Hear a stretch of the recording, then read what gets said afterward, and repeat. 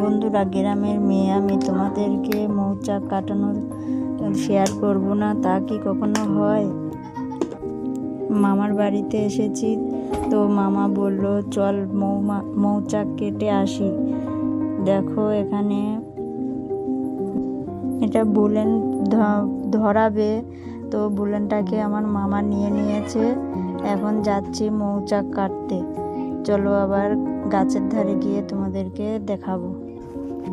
আমরা চলে এলাম গাছের ধারে। তো মামা দেখো হেলমেট পরে নিল, মৌমাছি কামড়াবে না বলে। দেখো জালও বেঁধে নিচ্ছে।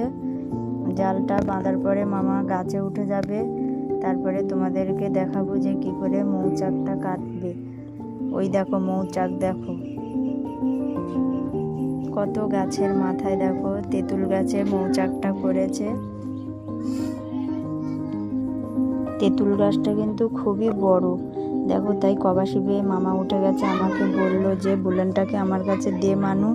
তাই বুলেনটাকে দিয়ে দিলাম। তা আমি ভয়তে দেখো তাড়াতাড়ি করে লেবে গেলাম। মামা দেখো একদম গাছের মাথায় উঠে গেছে। এবার বুলেনটাকে ধরাচ্ছে। বুলেনটাকে না ধরালে, ধোঁয়া না করলে কি করে মৌচাক কাটবে। তো দেখতে থাকো তোমরা কি করে মৌচাক কাটবে। এবার দেখো বুলেনটাকে জ্বালিয়ে দিয়েছে। দেখো মৌমাছি উঠতেও কিন্তু শুরু করে দিয়েছে। তো অনেকটা লম্বা, তো গাছটা উঠতে একটু খুব কষ্ট হচ্ছে।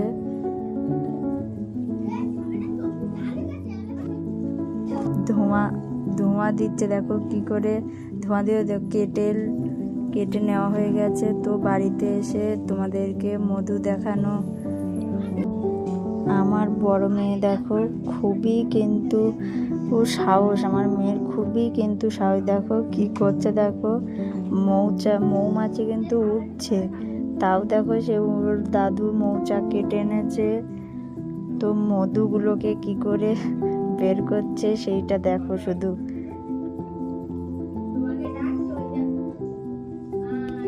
কত সুন্দর দেখো ওরা চাকটা করেছে।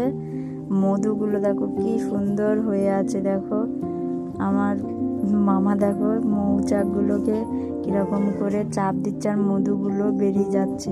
আমার বড় মেয়েকে বললাম যে মোমগুলো চাপ দেখ, মধুগুলো পড়বে। তো আমার বড় মেয়ে খুবই আনন্দ করে